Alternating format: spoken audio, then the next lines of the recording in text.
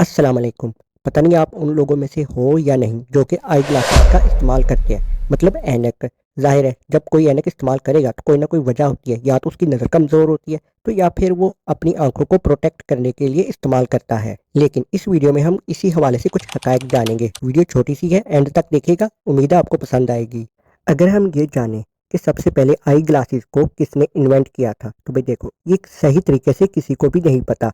लेकिन हिस्टोरियंस के मुताबिक अगर देखा जाए तो रोमन्स ही वो लोग थे जिन्होंने सबसे पहले आई ग्लासेस को इन्वेंट किया था। तो भाई देखो, ये उस वक्त आई ग्लासेस नहीं थे, यानी कि पहनने वाले, जैसा कि आजकल हम ऐनक पहनते हैं ना, इस तरीके से नहीं थे। ये एक शीशा था और ये मैग्नीफायर के तौर पर इस्तेमाल होता था। अब मैग्नीफाइंग क्या होता है, तो भाई देखो, जो छोटा छोटा टेक्स्ट लिखा होता है ना, मतलब जो अल्फाज लिखे होते हैं छोटे छोटे, उनको ये बड़ा करके दिखाता है।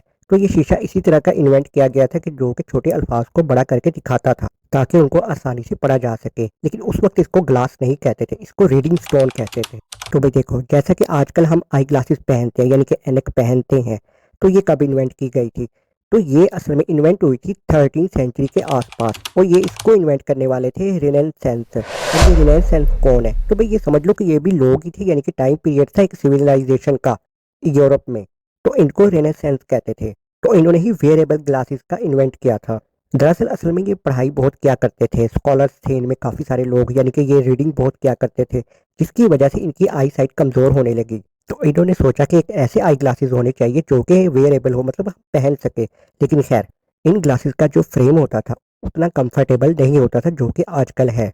और अगर रेनेसांस टाइम पीरियड की बात की जाए, आई ग्लासेस एक स्टेटस सिंबल भी बन गया था। वो इस तरीके से कि जो भी आई ग्लासेस पहनता था उसको इंटेलिजेंट, मतलब ज़हीन समझा जाता था।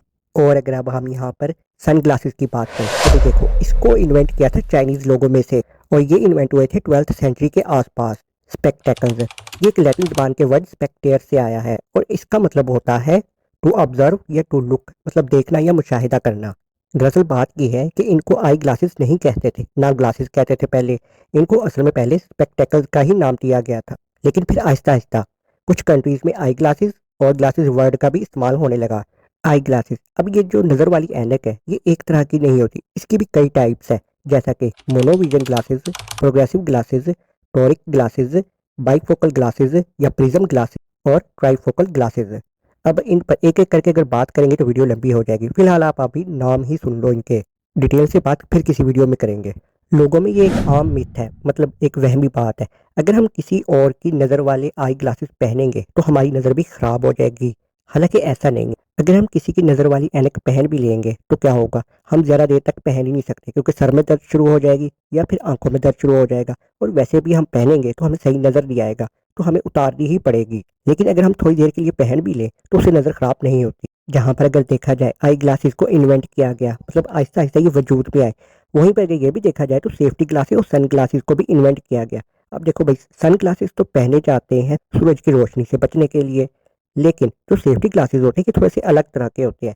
ये भी प्रोटेक्ट के लिए ही होते हैं। ये इसलिए पहने जाते हैं जो ऐसा इंसान या ऐसे टेक्नीशियन जो कि लैब में काम करते हैं, या फिर वो हैवी मशीनरी को ऑपरेट करते हैं, जैसा कि कोई वेल्डिंग वगैरह करते हैं, तब इन सेफ्टी ग्लासेस का इस्तेमाल किया जाता है। या कुछ लोग ऐसे भी हैं जो कि स्विमर्स होते हैं, मतलब पानी में तैरने वाले, वो भी सेफ्टी ग्लासेस का इस्तेमाल करते हैं। तो आज की वीडियो में सिर्फ इतना ही। अगर अच्छी लगे तो लाइक कर देना और चैनल को सब्सक्राइब कर देना। अल्लाह हाफिज़।